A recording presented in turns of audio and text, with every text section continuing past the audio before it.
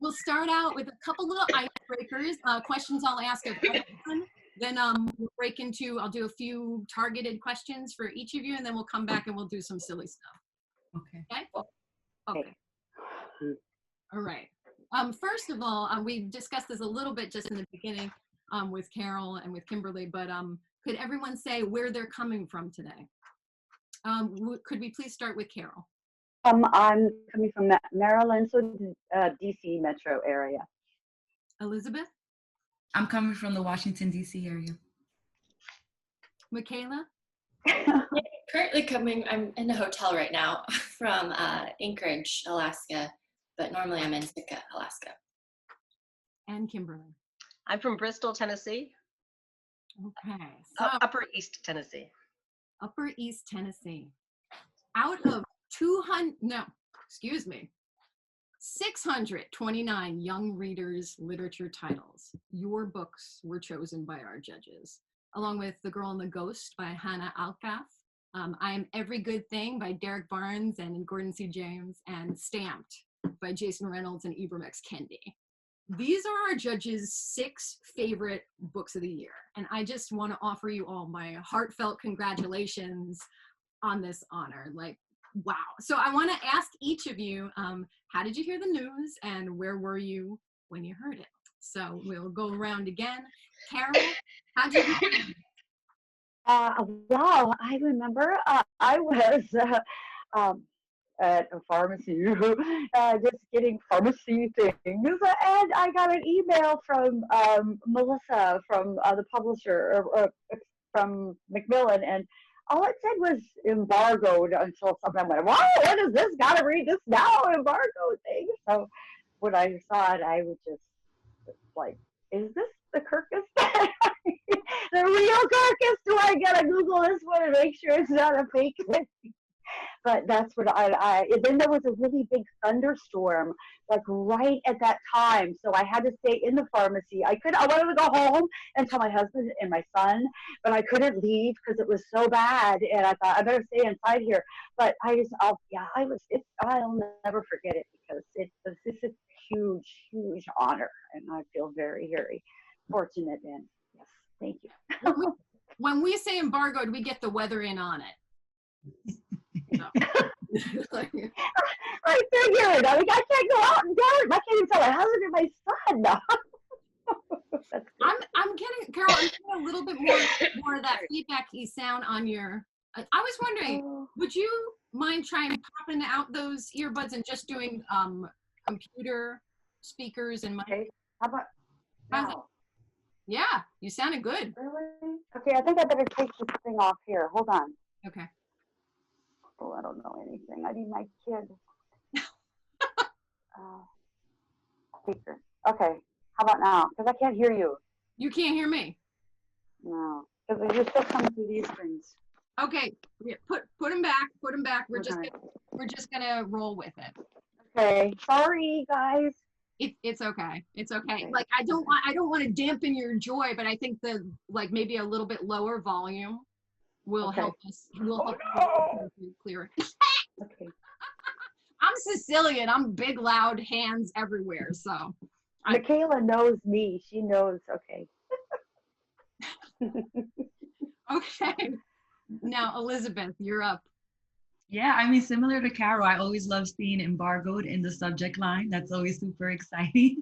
But I actually got a call from my editor, except for some reason, whenever she calls, it always goes to voicemail and my voicemail is always full. So it was just like, but it's always her. And so I get like this ding, which is a text, like, I couldn't reach your voicemail. And then she texted it to me. And it was just so exciting. And I had to show her afterwards, like the reason my voicemail is always full is because I save all of my mom's messages, just so like I can like, hear her voice whenever I want to. And so it was like this little moment of like, I promise I'm not ignoring you. And also this is great news. And also like, I'm going to clear this inbox out. So it's super exciting. It's such an incredible list. Like, I think I just keep looking at the other folks and it's like, it could be anyone. They're just such good books. So it's such an honor to be alongside such incredible authors that I admire. Michaela, what about you? I was at home, I think, just working away, and I got an email. And same thing as Carole, just the information embargoed, and I didn't know what any of it meant. And I'm just still like slowly learning what all the different awards are. And so I got that news, and of course I quickly started researching it, and I was just floored. Like, you know, what Elizabeth was saying, just seeing the other finalists, I was like, wait, is this real? So it's just, yeah, it's an incredible honor, and just really, really happy that our book is being embraced, and just to be in the company that we are in. So it's been really fun so far. And last but not least, Kimberly. I was actually, I was up in Lexington. My daughter had with some friends up there. She's our coach, but also good friends, she and her wife. But because of COVID, normally we drive up, it's a 5-hour drive. We drive up, spend the night in their house. You know, take a lesson, spend the night, take a lesson, go back. But because of COVID, we were in their camper, which they've set up by the riding arena. And I was just going to bed. And so I thought, I'll just check my email one more time. And it popped up. And my daughter was sleeping on the sofa bed in the front of the camper. And I went, ah! And she went, oh, what's wrong? What's wrong? And she thought I had a spider back there or something. It was really, yeah, it was great news. And it was fun. Really fun the next morning to see the fantastic list. It's such an honor to be in the same company with the rest of you. Okay, so next round question. Okay, so, you know, we're here on Zoom, and I could not be more grateful to you for doing this strange thing. But in a more typical year, we would all be gathered at the Austin Public Library for the ceremony. There's a cocktail party beforehand, mixing and mingling, everybody in their finery. I wanted to ask, where could we find you as a finalist before the awards ceremony? I mean, for myself, I'll say you can usually find me by the mini desserts table, trying to make the mini desserts into the size of a full-size dessert. So we're gonna go around one more time. Where would we find you before the awards ceremony, Carole? Gosh, this is the first new thing for me. So I would say, well, I like sweets. So it's probably the desserts too. Yeah. Other options include hiding in the bathroom for introverts, you know. No, eating sweets is good. I could be hiding in the bathroom with my sweets. You know. Elizabeth, where would we see you? I have a leg up because I attended the award ceremony in 2018. So I know the library has that amazing deck area, and that's pretty much where I hung out that last time. I mean, it was so lovely to be with the other authors. It was also close to the bar. And so that's where you're gonna find me. Ayla, if you could join us in Austin, Texas, where would you be? Well, I was gonna say either food or hiding somewhere, like probably in a hotel. Like, if it wasn't during the ceremony, I'd probably be hiding in my room or something. But if it's at the event, probably at the food table, or I like the sound of that deck. Like, that sounds really nice. But I'm a huge introvert, so you know, milling and small talk is not my forte. So probably just trying to distract myself and hide away.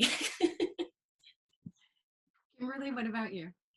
Well, Vicki Smith is, who's one of the editors of Kirkus, has been a friend of mine for years. And so I imagine the two of us would be off in a corner with glasses of wine, just telling stories and laughing. And that would be fun. Vicky, I'm sorry, I won't see her and all of y'all in person.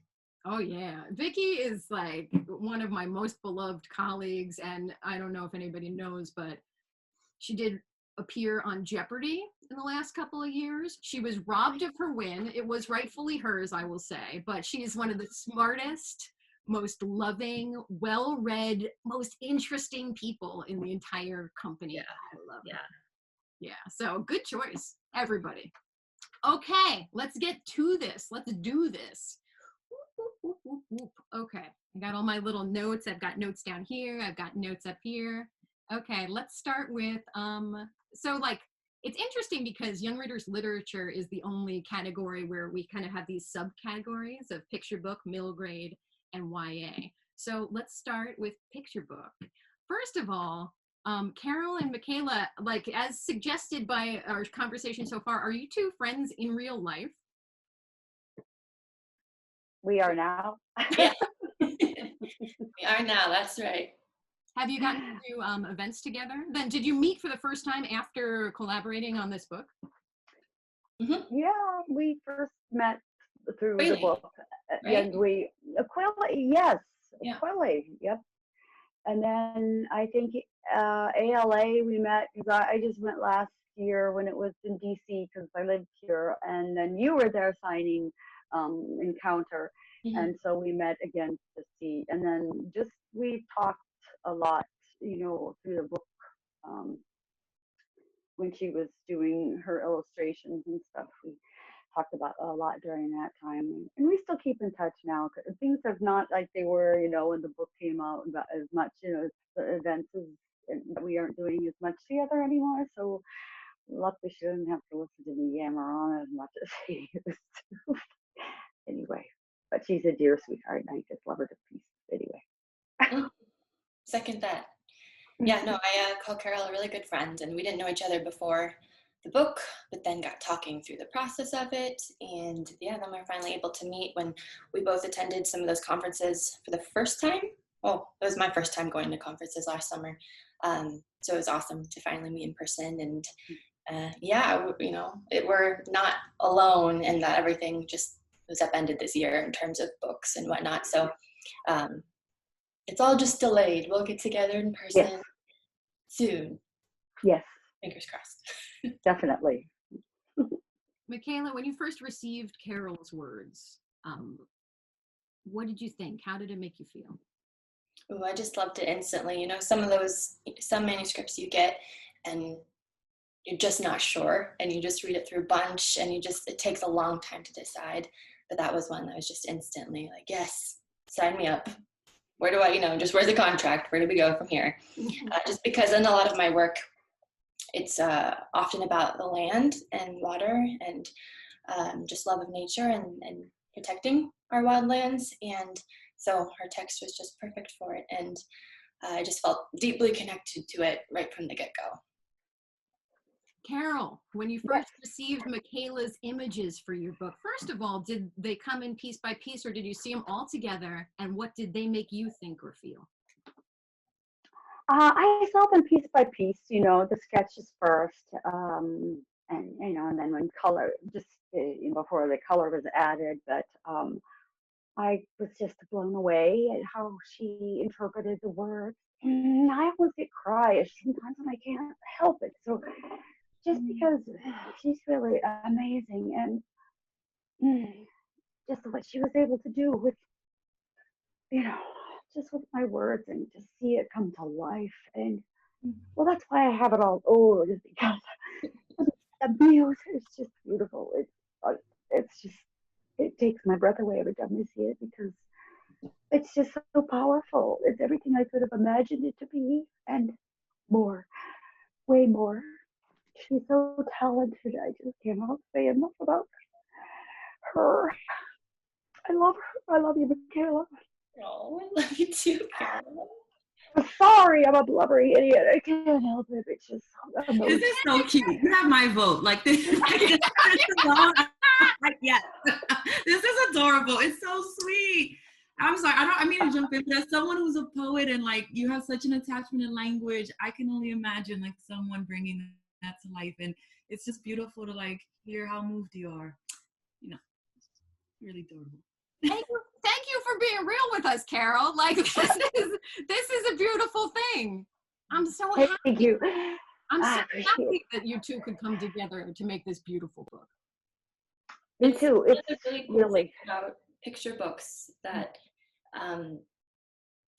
I've started to write my own, and it's so hard. And now I can see how some illustrators really like to go back and forth between writing their own and working with other writers, because there's just things you wouldn't create by yourself ever. And then it just takes that perfect alchemy, I guess. And just, it's really, really special, and very lucky to have teamed up with Carole. Michaela, this might sound like a silly question to other people's ears to ask an illustrator, but what's your favorite color? Oh, well, I like to say ocean because it covers the whole spectrum of blue, green, and like gray. So, because it's so hard to pick. But probably if I had to choose one, like blue, green, but I just like to say ocean.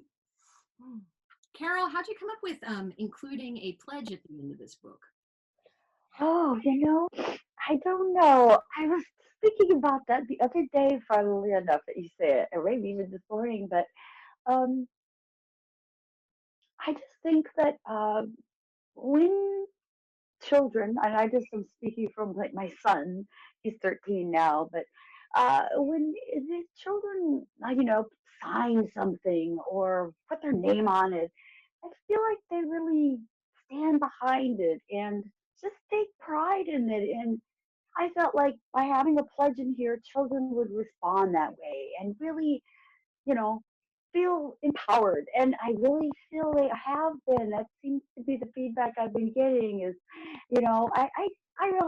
I'm glad it's gotten the reception it has because I wasn't really sure about it at first because I thought maybe I'm just thinking that way because I've seen my son. But I really do. I felt it was important for them to take that pledge and to make that a part of their life. Always. Okay. Now, Kimberly, you're in the hot seat. Let's do this. I mean, let's start kind of maybe in an unexpected place. Let's start. What do you think of this cover? I love that cover. Yeah. I absolutely, I have nothing to do with it, of course, but from the moment I saw it, and I just thought it was exactly right for the book. And it was designed by Samira Iravani. yes. Iravani. Yeah, I love the graphic nature, especially coming to you from Portland, Oregon. I mean, I instantly saw this as a potential tattoo. Yeah, except probably it's the ampersand. If there's going to be a tattoo, I think it's an ampersand. Okay. Yeah. What inspired this book? Well, since we're all there's a private. Yeah, is this something recorded? This is recorded, and also we don't even have to go there. We could go in a different direction if you want. Well, no, only because there was something that happened on the news in October of 2018. Is that right? Yes. And I had to make sure I had the right year. And I've quit saying what it was only because I find in mixed company it derails the discussion about whether or not you should be so upset about this thing. But I was just furious. I wasn't planning to write this book at all. And the next morning I woke up and I was still angry, so I started a new file on my computer and titled it whatever, typed in all caps, and then just started writing. And the very first paragraph is the first paragraph of the book. Wow. Which is really unusual because I went through 7.5 drafts, so it's not, most of it changed quite a bit, but the beginning stayed the same. And at the end of 2 days, I had a narrative arc. It was just complete crap, but it was a beginning, middle, and an end. And I hit send and sent it off to Dial. So yeah, I was still really mad. This is your first contemporary book. It's not. It's some years, right? In some years, yeah. It's actually my third contemporary novel. The last one was, I don't know, like 2007 or no, farther back than that. It was a while ago. Yeah. And it's set in your hometown? It is. Yeah. This is the first time that I have set it. I don't mention the town in the book, but I have it specifically set in my hometown. If you lived here, you would be able to get some of the layout of the town from the descriptions of it. Was that a joyful thing for you? It was fun. This is the first book. I live in Appalachia, and in the South we call it Appalachia, not Appalachia, as I grew up in Indiana calling it. But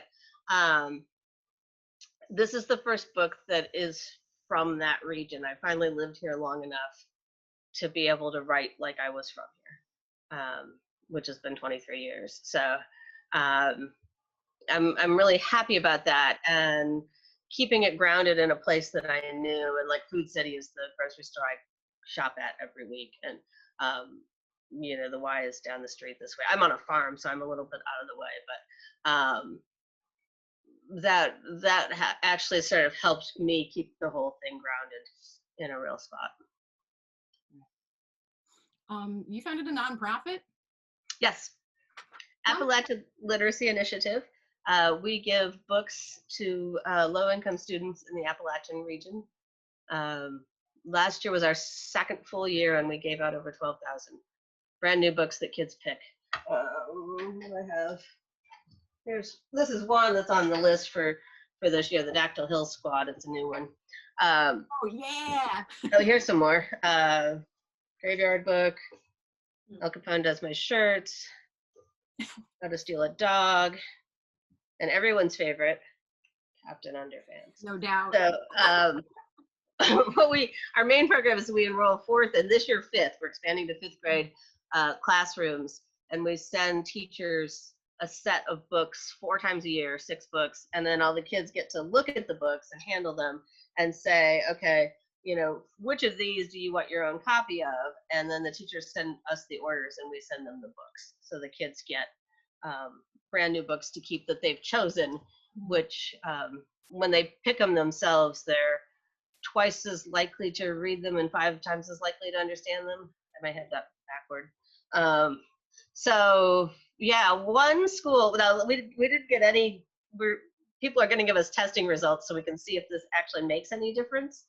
Access to books in general is the only thing that tracks with, you can tell I'm on a roll now, with reading ability. And a lot of these kids, especially in these small rural poverty-stricken communities, they do not have access to books. I mean, there are no stores that carry books. There are, we're in a community in North Carolina where there's one library in the county, and it's a half-an-hour drive from the schools where the kids go to the library. And so, you know, a low-income family just can't make that trip.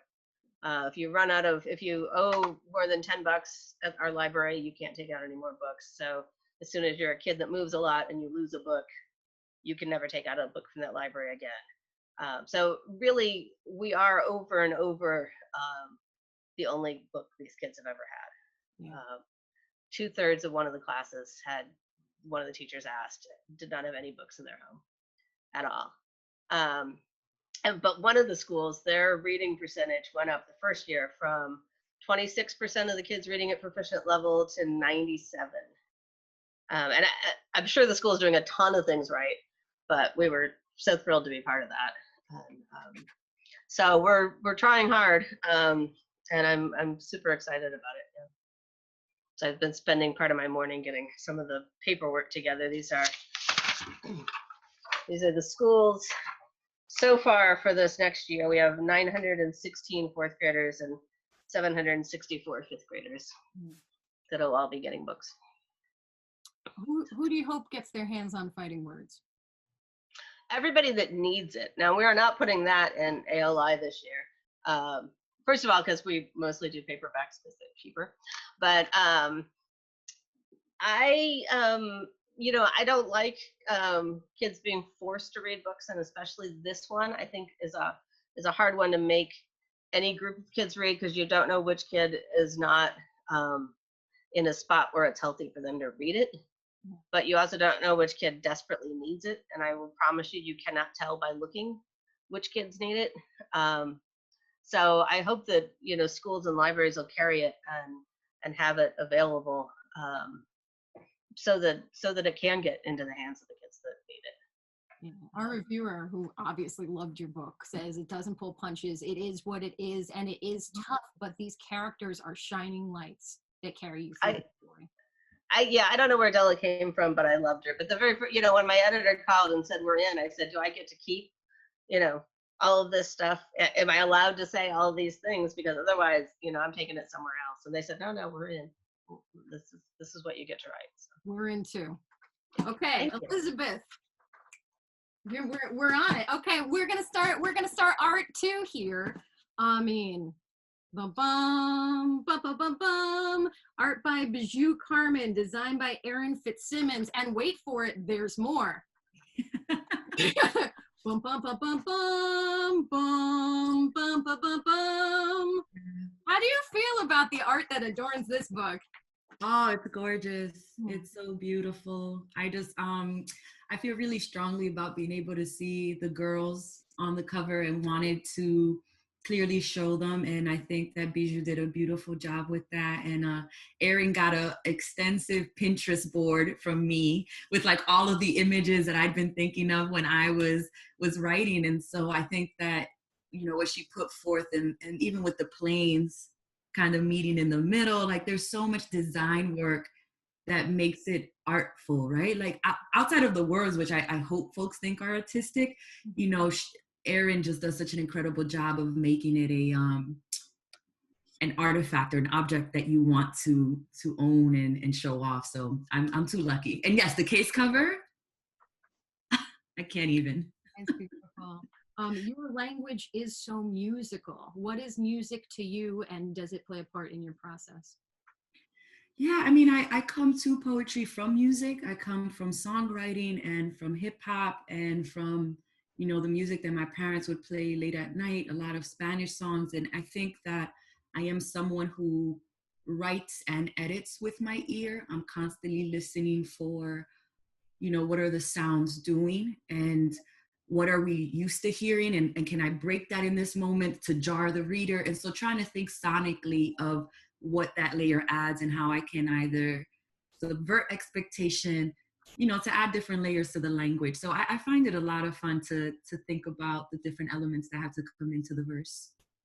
Yeah, side question just for me, because I'm dying to know. We're not that kind of award show where you win and they play the song. You know, like the Grammys, they play your own music. The Oscars, they play music from the movie. But if we were, and you won, what is your song of triumph that you would want to ascend the stairs to the podium with? It'd have to be Jill Scott, Living My Life Like It's Golden. To me, that's just like such a celebratory song, and I can't hit any of the notes, but I always want to sing along. And I think that is a song of triumph when you just like belt it out, even though you know you don't have the skill. And I think Jill Scott just, I mean, what else? Like it feels, you know, I feel like I've been living such an amazing moment, and I'm just so grateful and thankful that like Living My Life Like It's Golden would be the headline.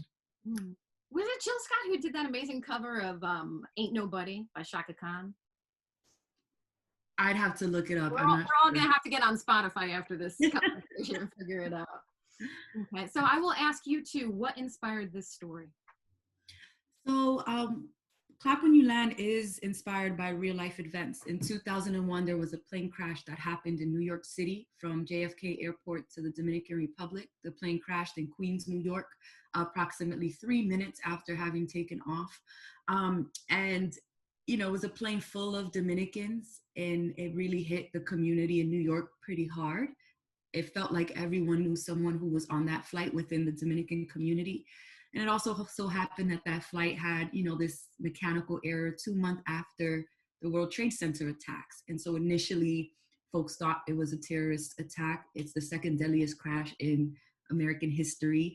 But once it was determined it wasn't terrorism, you know, a lot of the news fizzled out. A lot of the ways in which the folks on that flight were being considered and thought about changed. It felt like the stories became different.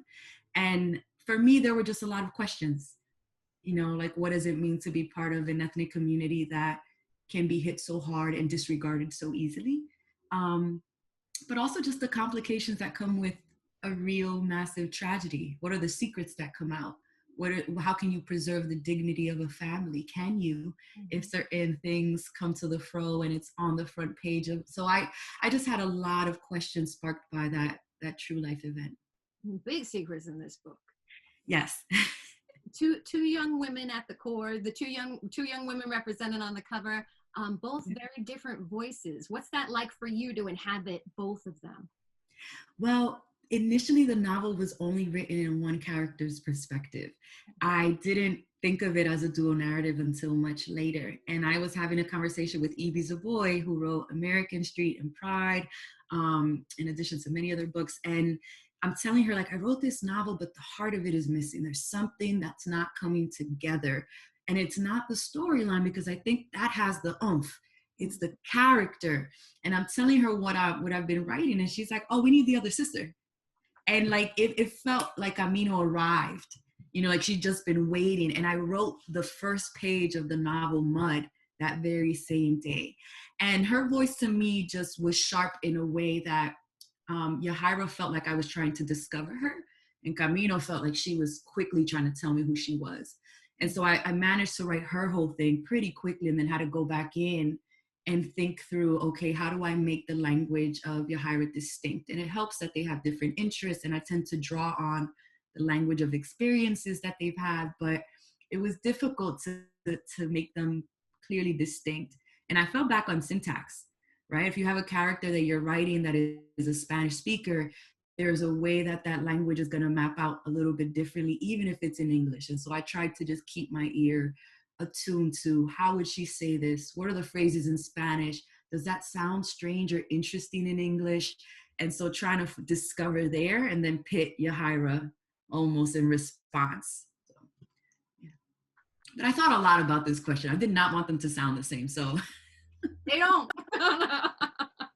Thank you.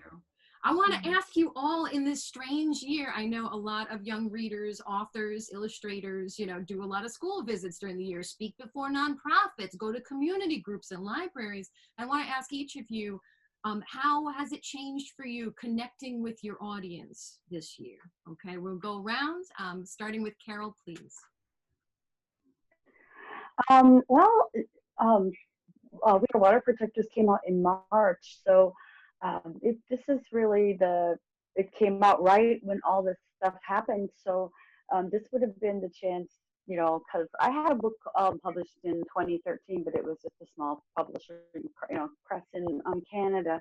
So I didn't have anything to, nothing like this. So, we were going to go to Standing Rock. That's the thing that I really, I just broke my heart, because we had planned to go to the elementary school, and have a big, a couple things there for our families, and then also for the kids. And boy, that just really hurt my heart. But I know we're going to get there, and they promised, Macmillan promises we will. So I feel we will. No matter how it has to happen, it will happen, because they are just everything to me. So. And just a lot of things virtually. I think there's been a lot of book things, online, virtual, which is fine. I think it's more stressful almost than doing in-person things. In my other life, I was an architectural lighting designer, so I used to present in in architects to architects and so forth. It was not as stressful. It's just, I don't know, the Zoom stuff. There's just, to me, I'm tired afterwards. I'm like, I've got to have a nap. So maybe it's just me, but anyway. Michaela, I'd like you to join in on that. Sure. I don't have a lot of experience in school visits, and this year was really going to be the first, time that I did travel, significant travel, while going to bookstores and school visits and things like that. So it's all I really know is, I guess, the digital, except for my hometown. I did a few local, events with our schools there, and that was just really familiar because I knew the schools, I knew the community. But I also moved right in April, and then the book. There's just been a lot of transitions this year, apart from the world. So these more digital things they are more exhausting. I agree with you there. But they have opened a lot more doors just because I live in a remote area. So getting to places is hard. The only thing is the time zones, as you probably know, in Portland or in Oregon, that, I'm getting used to waking up pretty early for things. Today was totally fine, but sometimes it's 5, 6 morning. But at the same time, all these digital events, I'm planning a couple in the fall with some schools in Alaska. And that's pretty cool because Alaska has some really rural areas that, don't necessarily have budgets to bring in authors and illustrators. So I think these digital events are going to be really exciting. So yeah, but I am really excited for when we can travel again, and I can have those experiences of just different schools in different parts of the country. For now, it's been all online social media. It's been pretty fun connecting with readers all over the place. Still new to Twitter, so still figuring that out. I know someone was telling me, you're not on Twitter, that's where all of the book conversations happen. I was like, oh boy, one more thing. So sure, for worse. Yeah, it's you're right. Yeah, it's intense, Twitter. But yeah, just figuring it out. Elizabeth, what about you? I had a pretty extensive tour planned, and I tend to tour a good bit. I do a lot of speaking engagements, and it was heartbreaking. I mean, we had a whole month. I was doing 2 weeks in the US and 2 weeks in the UK, and it was, we'd been planning for maybe 8 months. And so to see all the work that so many people had been doing to try to create some innovative events was difficult. But also I'm just thankful that we had enough time to pivot, right? To figure out, okay, can we make virtual events work? How do we make them work? And I think folks are still figuring them out. I was incredibly apprehensive for virtual events. I hate Zoom. I hate Zooms where everyone has their screen turned off. And so I'm just talking to my own face, which tends to be what happens with schools because they don't want the students, for you to see all this. It's just a very strange thing, school to school. And so I've had to learn how to have a different relationship with the camera, with my own anxiety and comfort level. But it's also been really interesting to see who follows my work that I didn't know. And so having virtual events and having people from South Africa or having people from Australia or from the Dominican Republic, which of course I have a big population in the Dominican Republic, but for folks to actively be thankful that they could come to events that they think they otherwise would have never been able to attend, I think just shows that maybe I could have been more flexible with the kinds of things I offered. And I can't wait to go back to in-person because I think for me, there's something about that human to human connection and being able to see an audience and see folks that means a lot, something about being seen and seen. But I am so appreciative that I've gotten a sense of like, oh, look at all these people who I didn't realize might have wanted to hear from me. And now I'm thinking of other ways to be intentional moving forward. Kimberly. My book just came out August 11th. I think it's I'm sure it's the latest of these three at any rate.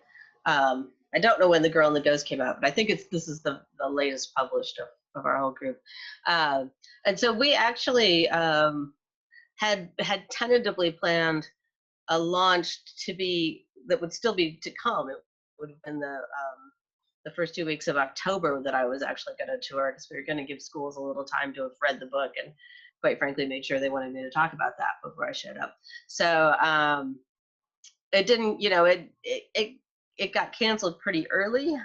We knew it wasn't going to happen, but I'm right in the middle of all the Zooms and things that I'm doing to publicize this book. I've got something tonight with Colby Sharp on Nerdy Book Club and YouTube and all that. So I'm fine with that. I don't like school visits on Zoom at all. I find it really hard to not be able to catch a child's eye and really look at them and talk to them. And so I haven't figured out how to do that yet. And I'm doing middle grades, and that audience, I think that audience is tough on Zoom, and I also think kids are way zoomed out right now. So I'm trying to mostly aim most of the stuff that I do at educators and librarians. Lightning round, we might get cut off because we don't spring for fancy Zoom. Yes or no questions. We're in Texas. Will you share a brisket with me? Carol, yes or no? Yes. Michaela, yes or no? Yes. Oh, yes. Elizabeth, brisket, yes or no? Can't do it. Don't eat meat. Got you. Kimberly. Yes for brisket. Yes. Okay. We'll get they have those vegetarian tacos too, which are so fine. So respect. Yes or no? Would you join me for the after the Kirkus Prize ceremony karaoke session, which of course I host. Yes or no? Kimberly, karaoke.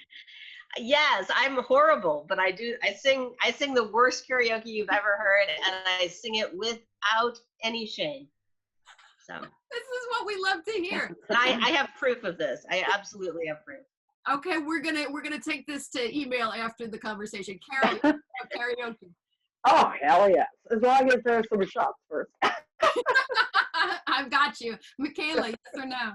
I was going to say the same thing, maybe a little later in the night. But yes. Elizabeth, karaoke, yes or no? I don't think so, but maybe if it was Jill Scott, perhaps. Elizabeth, would you do a duet with me? Oh, you start me off, and I might, I might do it. I'll feel it out. Okay, final question. We gonna get through this, Elizabeth? Yes or no? Yes, we have to. Carole. Yes, same. We have to. Kimberly. The only way out is through. Michaela. Oh, yes. Mm-hmm. You beautiful artists. I'm so grateful to you for making this time to speak with me and one another. I am welling with gratitude. I am so excited for you to be recognized. I'm so excited for more readers to get these books in their hands. And I just have to thank you once more for doing this. Thank you. Such a pleasure. Love you guys. Yeah, it's so nice to have heard you all. Mhm. It feels like very different than the last time, and I was not about this call, but I'm really glad that we did it because it's so lovely to put people to the name. So yeah, Me too. Yeah. Me too. I have admired you guys for so long, and oh my God, to be here with you, it's just an absolute joy, an honor. I mean, really.